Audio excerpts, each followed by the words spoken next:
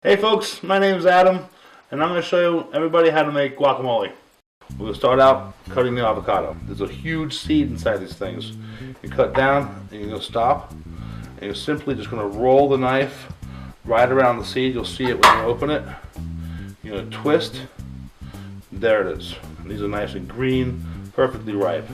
To remove the seed, carefully dig the knife into the seed and twist. Comes right out, and carefully take the seed off.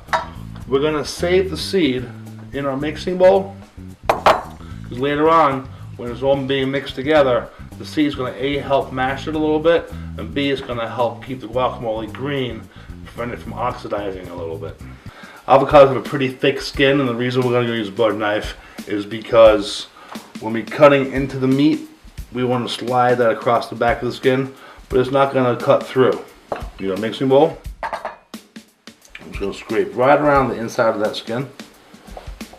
Everything comes out. We're going to need half a red onion. I don't have any really cool facts about red onions. Take off the top. And we're going to take off the bottom root. And then we're just going to peel right on the side, right underneath that first layer of skin. Pretty much take the whole thing off. This is the bottom of the onion. This is the top. We're going to cut across the moons, thin. We're going to come across the front of the onion. Some people will do this before they start slicing across. Some people do it after. It's whatever you're comfortable with. And come back across the onion. This will make the square when we come back across the front. Same exact thickness that we cut across, creating pretty much even-sized pieces. Next ingredient is going to be plum tomatoes. Nice and ripe. It's shiny. Is firm, but not mushy. And that's what we're looking for in a plum tomato. Slicing off the bottom of the tomato, turning it over, it's going to give you a base. The tomato's not going to roll around on you. It's a lot more safer to cut this tomato up into dices. It should be about the same width as what you cut the bottom off too. We're going to cut across the tomato the same width of the thickness that we made it. Next ingredient, the jalapeno pepper. Inside of the pepper, the vein, the white vein holding on the seeds, is where all the capsaicin is pretty much in the pepper. That's where the heat comes from.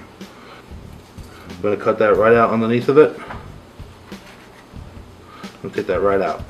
We want to cut one length the same width, and we're going to go back across the same width, thus making squares.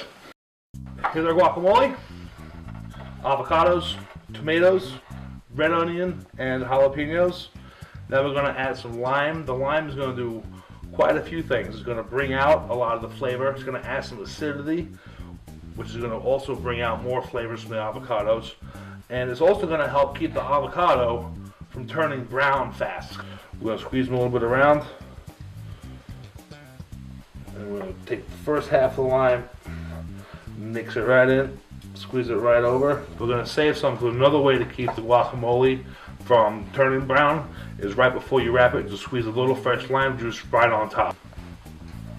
Now we're going to pile these up on top of each other, and what we're going to try and do actually is just kind of roll it up. So we'll go slide thinly. You can go slowly, slide nice and thin, and this is called chiffonade. And we're not going to move it around at all. We're going to keep it right in the board. We're going to move ourselves. We're going to turn the knife the opposite way and just go right back through it, and that's going to give us a nice chop. Now we need to add our pepper and a little bit of cumin, about a half a teaspoonful. We're using black and white peppercorn. The white peppercorn is just the black peppercorn with the husk taken off. There's a little more drier, robust flavor to it, and it kind of mellows out the two flavors together. And it's time to mix it together. We're going to use the back side of a fork.